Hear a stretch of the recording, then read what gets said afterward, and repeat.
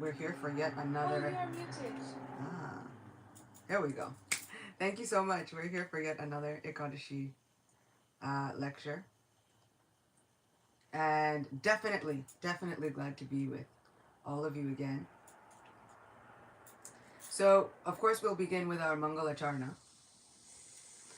Om Ajnanatimirandasya Gyananjana Shalakaya Chakshurunmilitam Yena Tasmai Shri Guruve Namah Shri Chaitanya Manobhishtam Shtapitam Yena Bhutale Swayam Rupa Kadamayam Dadati Swapadantikam Nama Om Vishnupadaya Krishna Prishtaya Bhutale Srimate Bhakti Vedanta Swamini Namine Namaste Saraswati Deve Gauravani Pracharine Nirvishesha Shunyavadi Paschatya Deshatarine Jaya Shri Krishna Chaitanya Prabhu Nityananda Shri Advaita Gadadhara Srivasadi Gaura Bhakta Vrinda Hare Krishna Krishna Krishna Hare Hare Hare Rama Rama Rama Hare Hare Vancha kalpatarubhyascha kripa sindhubhya eva cha patitanam pavanebhyo vaishnavebhyo namo namaha. So once again, thank you for tolerating me, bearing with me, being here for another Ekadashi lecture. Today, we are going to be celebrating the Vaishnav Narahari Sarkar Thakur, which is quite a title, but it differentiates from Sri Narahari Chakravarti, who was the author of the great Vaishnav biography literature, Bhakti Ratnakar. But Sri Narahari Sarkar Thakur was different. Predecessor of Narahari Chakravarti, and he was one of the famous Shrikandavasis. Now, we've spoken about these Shrikandavasis before. We hear about them in Sri Chaitanya Bhagavat. We hear about them in Sri Chaitanya Charitamrita. Shrikand is near Katwa, the place where Lord Chaitanya Mahaprabhu took sannyas. What I love is that illustrious devotees are shown and celebrated through many different ways. One of these ways is through the place that they come from. It is said that Shrikanda, because of all of the illustrious devotees that came from that place, was a place of pilgrimage non-different than Vaikuntha. Now, this is not Navadvip.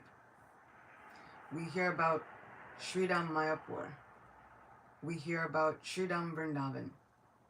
But Shrikanda became famous because of all of the devotees that came from that place. And so just imagine, in the future, when there are Vaishnav historians still recording all of these things, imagine the different yatras that will become famous because of all of the illustrious devotees who reside there. Imagine one day they speak about the New York Vasis who have done so much for Sri Chaitanya Mahaprabhu's movement. Imagine that one day they'll speak about the New York Vasis who have done so much to just please Srila Prabhupada. This is the good fortune that awaits us if we give ourselves over fully to the task of somehow becoming Krishna conscious. Somehow something that is for our own good will immortalize us. We think, taking to this process of Krishna consciousness, really, it's to help us. It's to benefit us. But not only will it benefit us, everyone is looking for that place to become immortal, that place to become famous. And devotional service is that place, undoubtedly. And I feel as though Narahari Thakur's life exemplifies that. How service can make us immortal. So I feel as though it is our responsibility not only to take to Krishna consciousness, but then to uphold this tradition of honoring Vaishnavas, both those who have gone and those who are still around. It is important that we chronicle our own lives and the lives of others. Because when miracles happen, they might not always seem so overt. They might seem small. They might seem so tiny. They might seem like these are the kinds of miracles that only make a difference in our lives. How would they possibly make a difference in the lives of others? But that's not true. Without our second Narahari Chakravarti, who was chronicling the lives of great Vaishnavas in Bhakti Ratnakar, we wouldn't even know. How would we have the treasure trove? Bhakti Ratnakar, in fact, means the jewel-filled ocean of devotional service. This is the pastimes of devotees. They are a jewel-filled ocean of devotional service. So how would we even know without them? Without them noting down all of these things, how would we know? So we might not think our lives are filled with miracles, but we should write down what happens in our lives anyway. These things should be saved. So many illustrious devotees came from Sri Khanda, and we've spoken about many of them. There was, of course, Narahari Sarkar's father, Narayan Das, and he was a great Vaishnav, and he had 3 sons, the eldest of which was Mukunda. Now, Mukunda, we wind up hearing about throughout Sri Chaitanya Charitamrita. Mukunda had a son named Raghunandan Thakur. We have spoken about this Raghunandan Thakur because Raghunandan Thakur, when he was a boy, was told by his father, Mukunda, because they were all a family of doctors, Vedyas. And so Sri Khanda was a place where there were quite a lot of doctors. And so Mukunda had to go away on business. He had to go see some patients in a far-off place, and he wouldn't be home, and he told his son, you please go to our Gopal deity. You please make all of the arrangements so that Gopal eats nicely, and make sure that the deity eats. So Raghunandan Thakur, as such a young boy, took these instructions sincerely to heart. And so he demanded that the deity eat. And when he did not see the deity move, he began to cry piteously until the deity's heart was melted so much that the deity was forced to take his meal in front of the child. And this happened once again. And finally, the parents came and they were wondering, where's the Mahaprasad from our deity? Did you eat it? What happened? Raghunandan was saying, no, Gopal ate it. You told me to make sure that he was eating, so I made sure. The parents were stunned. They requested that the child please try again, do this again. And as they watched, they saw the deity eat 1/2 of a laddu. And when the deity ate 1/2 of this laddu, they were absolutely baffled. So this is now Raghunandan Thakur, who is the nephew of Narahari Sarkar. So Mukunda is the elder brother. In due course of time, Narayan Das eventually leaves this earth, as well as the mother of Narahari Sarkar also leaves this earth. And Mukunda kind of takes over the family duties and responsibilities. And at this point, he sends Narahari Sarkar to Navadvip to become very, very learned. Navadvip was a seat of learning of all kinds, all throughout the lands. And so many people were sending their children there to learn vital, vital things. This became a blessing for Narahari Sarkar, of course, because if we know anything about Navadvip, not only was it a seat of learning, but this is where Sri Chaitanya Mahaprabhu was. And so it was that Narahari Sarkar began to learn and go to school in Navadvip. He became, it says, an expert in music, dance, and poetry, all of which he also became an expert in how to use in devotional service. And so with his music and composition, he would write wonderful songs about the divine couple, even before coming in contact with Sri Chaitanya Mahaprabhu. With his dancing, later, he would serve by being one of the main dancers in one of the kirtan parties set up by Sri Chaitanya Mahaprabhu during the Rath Yatra celebration. So as they had this festival, Narahari Sarkar would become one of the main dancers, would dance in front of the cart of Lord Jagannath. What an invaluable service. Sometimes we think, what really are we doing?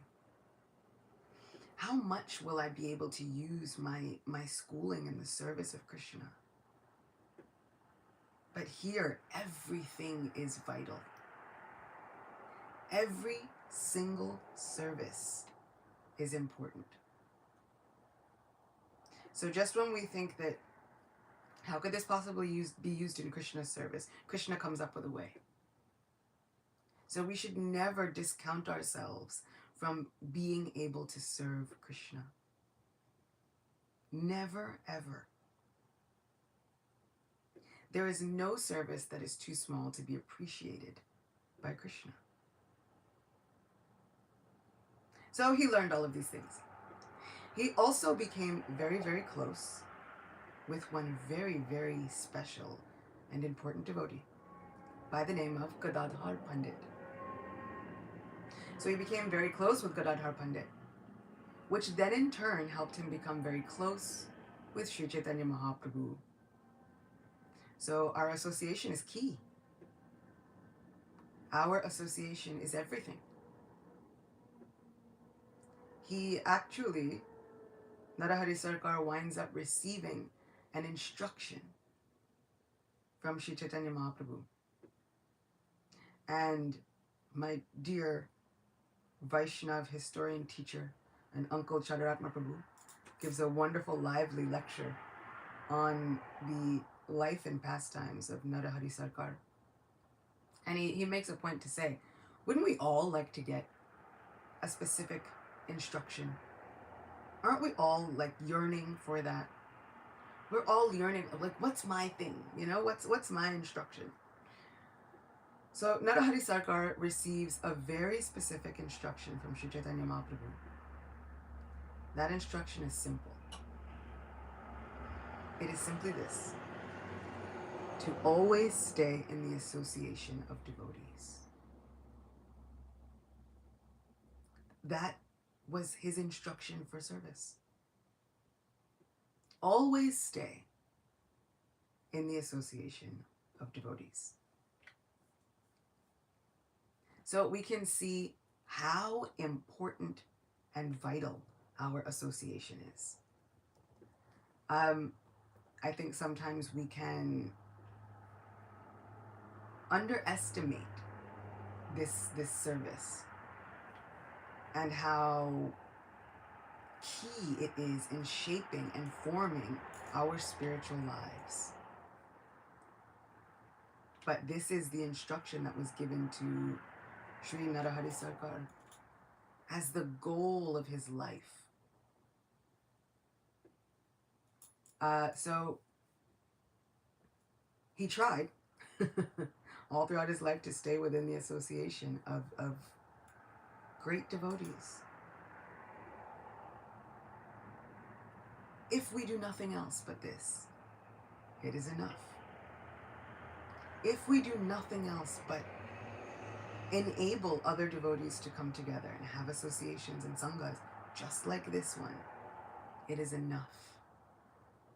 Sometimes we can wonder, am I doing enough for Krishna? Is my service enough? Is this enough service? It is enough. It will always be enough. So he became very close to Sri Chaitanya Mahaprabhu. He was one of the only devotees who enjoyed the privilege, the pleasure, the right, the adhikar to perform Gora Kirtan in front of Sri Chaitanya Mahaprabhu. He would write some songs in praise of Sri Chaitanya Mahaprabhu. Usually, if anyone praised Sri Chaitanya Mahaprabhu as Krishna himself, he would block his ears and say, Vishnu, Vishnu. He would immediately threaten to leave that place for forever. But Narahari Sarkar had melted the Lord's heart so much that he was able to not only compose songs about the glories of Sri Chaitanya Mahaprabhu, but sing them for Sri Chaitanya Mahaprabhu in front of Gauranga. This is unprecedented. What kind of service gives someone the pleasure of receiving this kind of benediction? Well, one of his services, as extolled and immortalized forever within Bhaktivinoda Thakur's beautiful bhajan, Gora Arti, was simply waving a chamara fan, sometimes a peacock fan. He would fan Sri Chaitanya Mahaprabhu.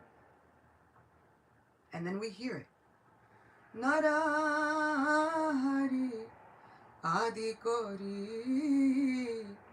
Chamara Dulaya. Sometimes when we are singing Gora Arti, it almost becomes a list of names. But each one of these names is a key player in the service of Sri Chaitanya Mahaprabhu. Forever immortalized. One small service, fanning the Lord, has become immortalized throughout the rest of time, to be sung about every day. We are all looking for ways to live forever. Service to Krishna enables us to live forever.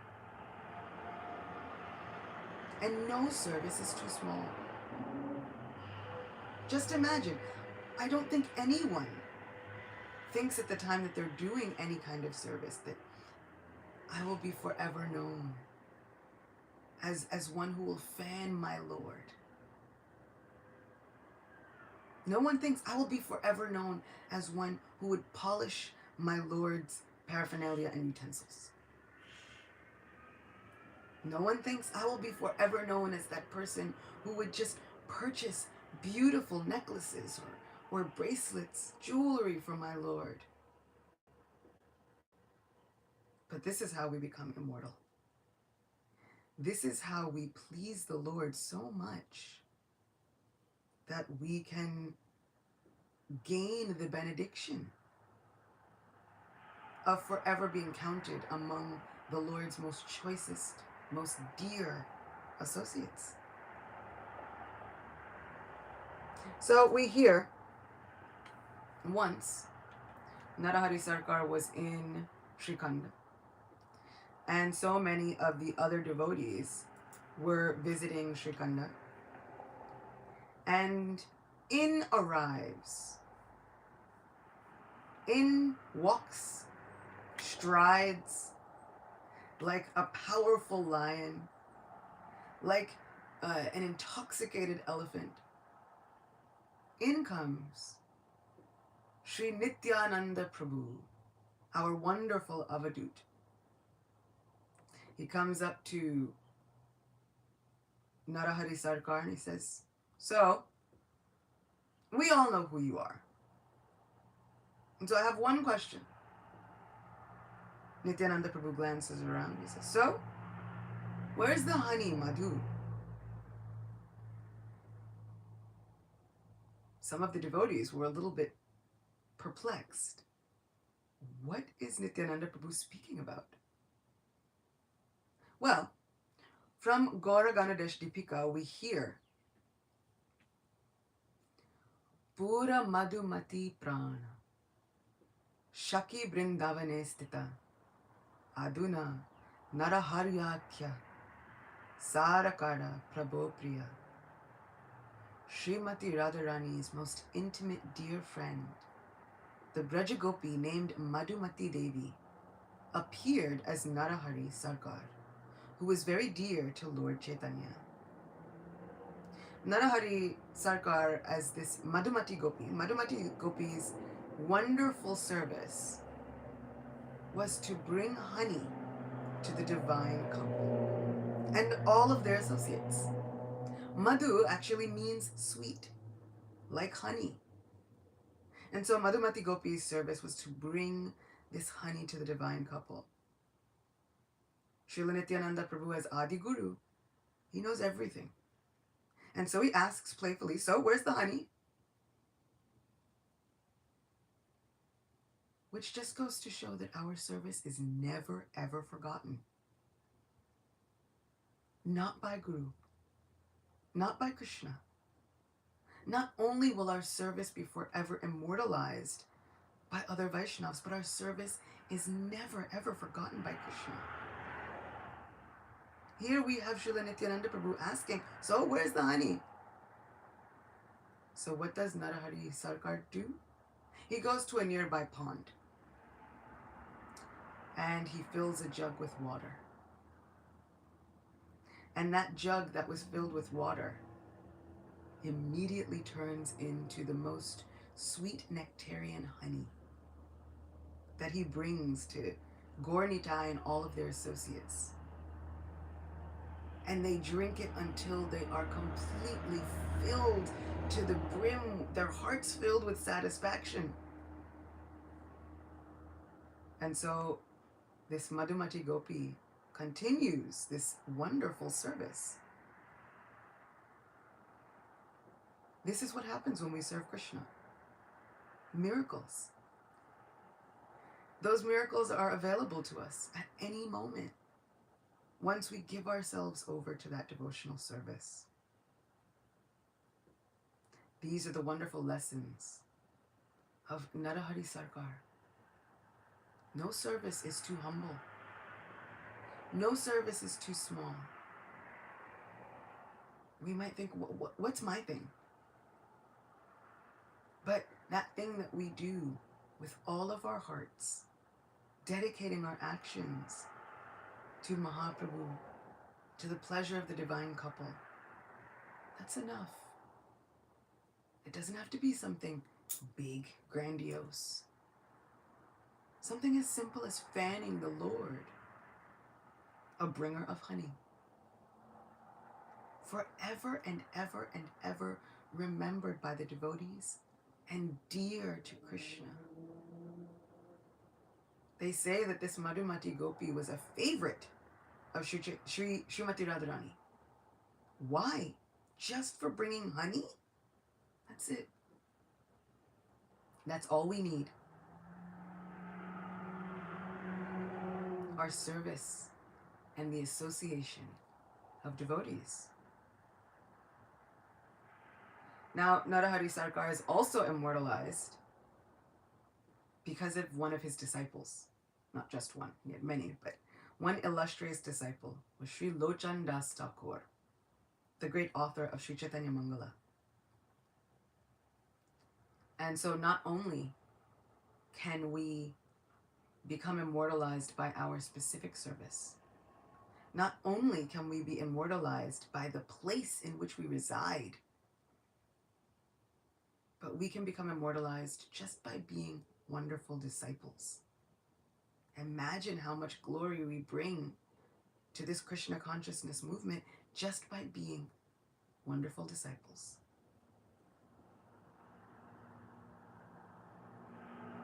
There are so many ways to make Krishna proud of us.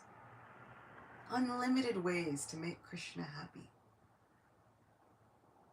And so just when we think, well, what if I don't have a temple? What if I don't have a specific service? What if I don't? Just be a good disciple.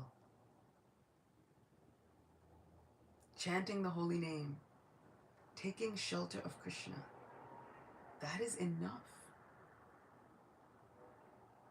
That's it. We can reach the goal. Any one of these things is enough. It is often said, any one of the 9 processes of bhakti is enough to bring us the goal and perfection of our lives.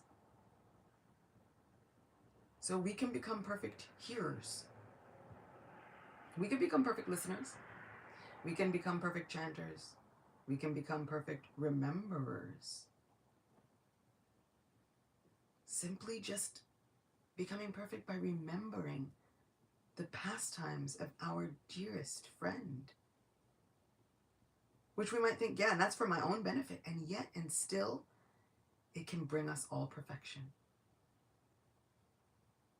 It will forever immortalize us within the great assembly of Vaishnavas when they talk about it throughout the rest of history. There are wonderful devotees from yatras all around this world. She can be made happy again. We often hear that she is saddened after the loss of the direct footprints of Sri Krishna. After the loss of the footprints of Sri Chaitanya Mahaprabhu, now what will she do? But now she can be made happy again. Because assemblies of Vaishnavas pop up all over the face of the globe. And in those places, Krishna is personally present once again. So we bring glory to where we reside. We make it into a place of pilgrimage. Our service brings glory to our families. Our service brings glory to our gurus. Our service brings glory to the earth itself. Never should we take our service for granted, nor should we think it is too small to be acknowledged or recognized. This service is the crest jewel of our entire lives. So thank you so much for bearing with me and allowing me to come and do another service. I simply hope that it brings joy to the hearts of the devotees, my Guru Maharaj, and Srila Prabhupada. Thank you, Srila Gopi. A very encouraging class. Thank you so much. Okay, questions? Temple room. You have questions? Adipusha Prabhu. You are muted, Adipusha Prabhu. Listening to this, Adipusha Prabhu will be followed by Jamuna Jaya. Go ahead, Adipusha. we're listening to this pastime of Krishna appearing as the cowherd boys and calves after Lord Rama stole the whole gang. And then how the cows were attracted to those particular calves, and the parents were all super attracted to their children, and we were trying to figure out what is it about Krishna that made them so attracted.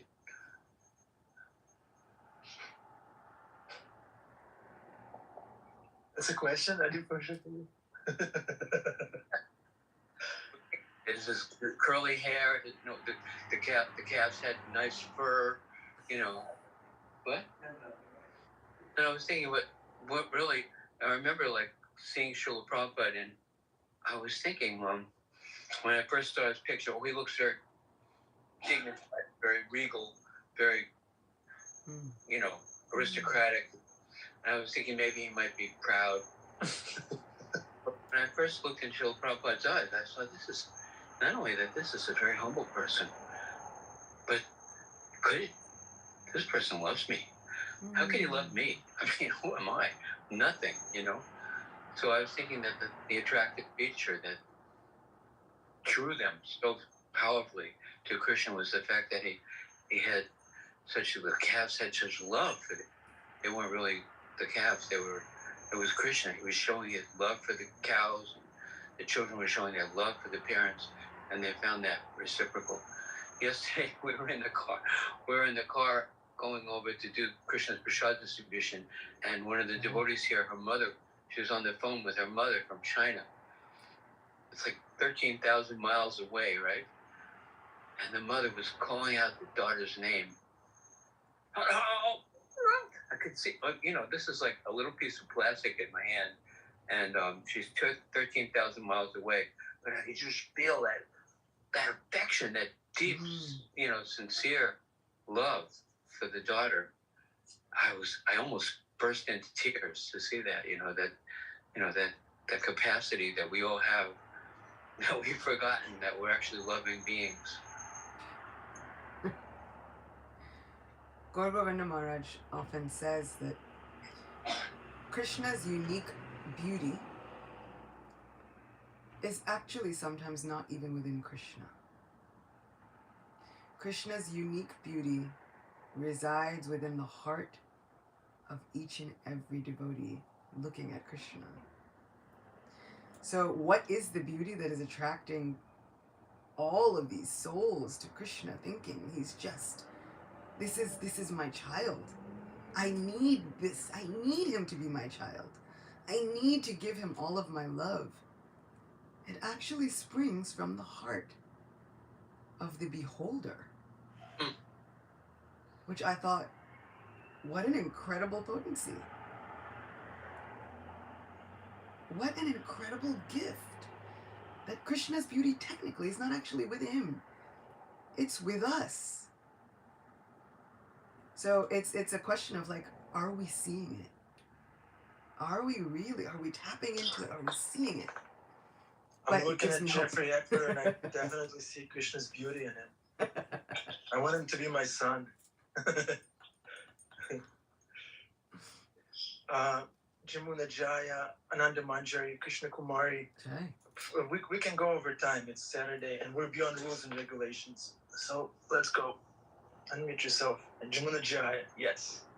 All right, well, Krishna, I'm I'm one floor below you because I just set up something in the yoga studio, but I just thank you for class Chittagopis.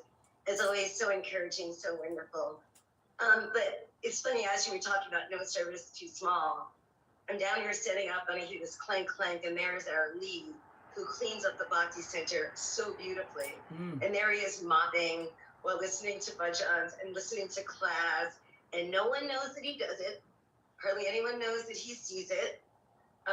But we would know, and this is something Ananda Manjari told me once about something I do, said people may not notice it, but people will notice if you don't do it. And as I was listening to his mom and is doing that small service, scrubbing out the toilets, like that service Krishna sees and loves, and no one knows because he's here when other people see. So it was just such a beautiful thing to hear that and hear you speak of this that no service, and that for me, his service will be immortalized in my heart forever. So thank you. This is the beauty of community, isn't it? When we think no one knows, there's always somebody who knows. And we normally only think of that in terms of like our our poor deeds, you know, like, oh, Krishna's always watching. But that goes for our illustrious activities also. Someone always knows. And there are so many places within the Shringa Purana and other Puranas that speak about the glorious benedictions that come from one simply sweeping the temple of the Lord.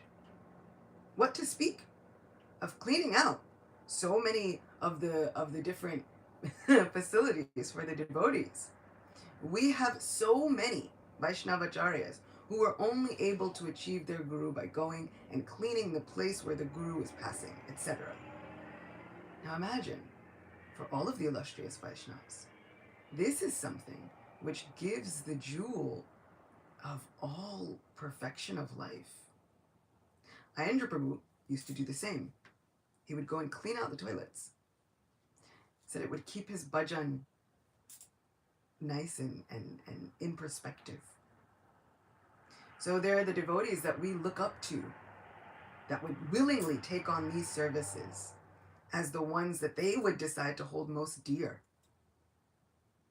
It's amazing, these small services keep us humble. But Krishna then decides to just lift us up higher than we could have ever imagined.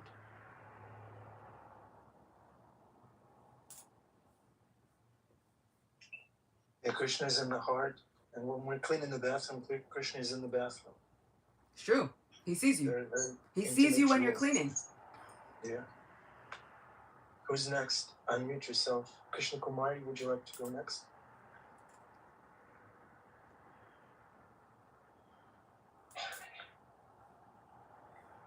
Cindy Lunsford, what was your doubt that Achyuta Gopi helped you with? Hare Krishna. I was having trouble there.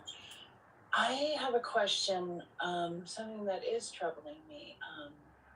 I feel like for Prabhupada, the devotees just went out on a limb, like limb after limb after limb, and so much beauty came and is still here because of that. And I'm feeling now in present day, when I'm excited about a service, I kind of get like, you're going to shoot your eye out, or like all this caution, you know, like that it almost, I don't know.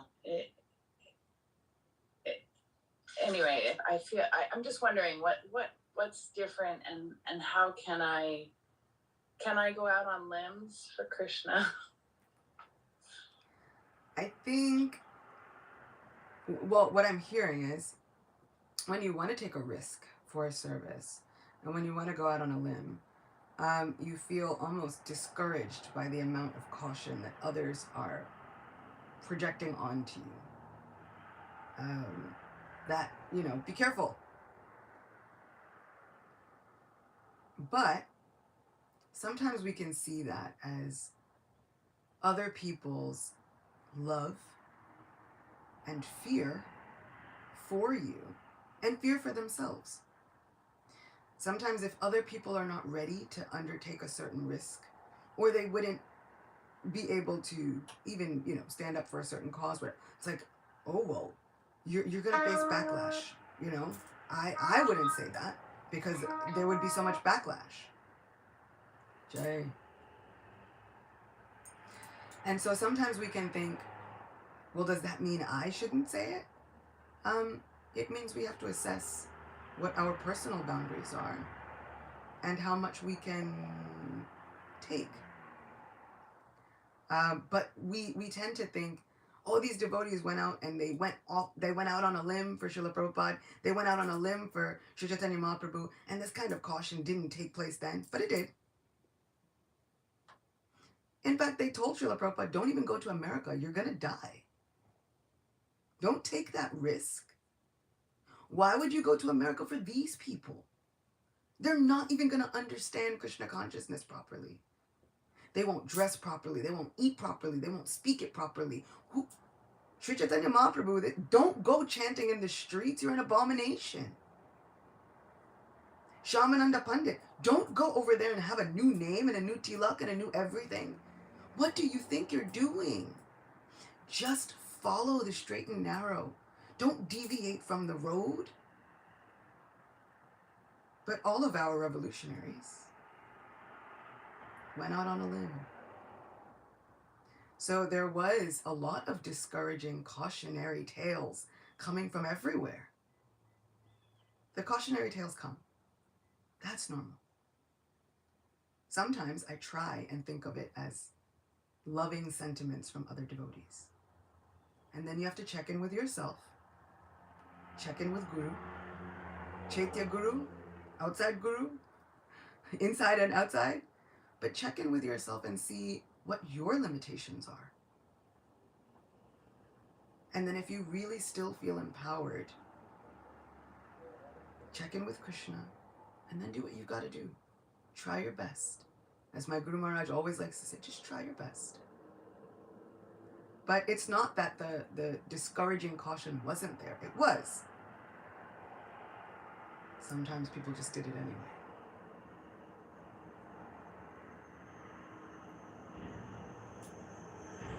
I hope that helped. Beautiful. Ananda Manjari? Also, that was a really full circle moment for me, because I feel like at 7 and 8 and 9, when I had questions, I had to ask them to Krishna Kumar because she was my Sunday school teacher. Try. So that was a full circle moment. Thank you for sharing that. That actually brings a lot of sweetness to me to even know that, because I would never know it. See? No server's too small. Yeah, I wanted, this is not a question, it's more of just wanting to share a heart reaction. I so appreciated you bringing the image of Narahari Sarkar transforming water into honey, and also, the comment of Nityananda Prabhu, and just how small things like this actually bring out entire pastimes. And I couldn't help but be reminded of pastimes of Lord Jesus transforming water into wine. And then I was also reminded of the class that my friend sent me some time ago and I heard yesterday. And it was also speaking how in many spiritual traditions, when we go deeper and it becomes more esoteric, there is often the image coming of two lovers trying to meet in a forest, which essentially obviously relates to Radha and Krishna trying to come together, and how ultimately our goal is to somehow serve in their union, and serve in them coming together. And so I'm just having this small reminder of it feels so home to be reminded of something that I connect with from my Christian spiritual upbringing, and also a reminder how bhakti contains it all, and how it's just so beautifully reflected in all their traditions. So just saying that, thank you so much. I like that. I feel like I want to take that away for the rest of my day myself. Like, bhakti contains it all. Sometimes we think about bhakti as one thing in this one small box. But bhakti simply means devotion for God. An overwhelming, all-encompassing devotion. And that is everywhere. So thank you. Yeah. Bhakti contains it all. Bhakti even turns water into wine. But let's be careful with that. Let's not imitate. Yes. Bhima Prabhu, your turn. Haribo Achyuta Gopi Maharaj. Maharajini. Wonderful class. Loved the storytelling. I just wanted to say that I was much encouraged by your reminder that no service is too small. Every morning I get up, especially in winter, and I check my ahimsa cages for mice that are, because I live on a farm, and the mice want to move in. So every morning I have mice, and I, as Ananda Bihari calls them, hamsters, and I put the cage next to my seat, and I chant my rounds with them there, loud, and sing to them, and I try to sing as close as I can to Achyuta Gopi. I try to send just like her, full of blues, resonant blues. And then I take them deep into the woods across a stream so they can't paddle their way back to the house. And I let these future bhaktas go. And just when I was doing that, she was saying there's no service too small. And when I opened the cage, 3 little mice go scurrying out, hopefully with the sound of the Maha Mantra in their little mice hearts. So thank you very much for the encouragement. Hare Krishna. See, now that's one thing. You know, for the past few days, what was it? Wednesday, Thursday, Friday, Saturday, we're on day 4. There happens to be a little bhakta mouse that I have been trying to locate. And this devotee is so adamant about staying in my apartment, which is not on a farm. So every so often, every like 4 or 5 years this happens. But so this little bhakta refuses to be caught. But I didn't sing yet. I prayed to the Paramatma in the bhakta's heart. I was like, look, we need to guide this bhakta out. Prayed to Lord Ganesh, Lord Ganesh, please also guide your devotee out. And still nothing, but I didn't sing yet. So maybe I need to follow your example, Bhima Prabhu. Because this mouse has decided that its one safe spot is underneath my altar. It refuses to move. It's like, but there's not even any food under there. It just refuses. It's going to take shelter of Krishna. So, I mean, I got it. I understand. I understood already. But I think, you know, maybe I'll have to go and have a little bhajan session. Try to put some peanut butter prasad in a little ahimsa trap. They have them on Amazon. They just go in and touch the peanut butter, and next thing you know, they got their own little habit trail there. And you can keep them, or you can truck them 3.5 miles away, because apparently, and especially with you, that mouse will probably try to find his way back for 3.5 miles. It'll be like a Disney movie. Poor mouse will try and find us. I was just trying to find Krishna. Why did they oust me? That's right. The great mouse detective finding his way back to Gopi's altar with the great rescue of peanut butter prasad. Wonderful. Hare Krishna. I am rooting for the mouse to always stay underneath your altar. I offer him my blessings. Hare Krishna. Bhima, I've upgraded. I have made my own ahimsa pails because I live in a farmhouse with spinning peanut butter. So I can try to catch 2 or 3 at a time. My goodness. Yeah, pails are great. It's like the Sankirtan. It's like the Murdunga of mousetraps. They just fall in and they can't scurry out. And then you just go and place them at somebody else's farm. That's what I do. Over the river. Because I refuse to let them go in the middle of nowhere. I'm like, there's a good house. I bet you they got lots of food. Somebody else's farm. Someone else's farm. I hope there are devotees too. They already are. Related to this mice pastimes. Jagiridari Sasini. Nimai and the Mouse, Chota, Satsur Maj's book. I read them to my children, but they're for adults and new devotees. It gives you some insight into ashram life. And the mouse travels to South America and goes on padayatra.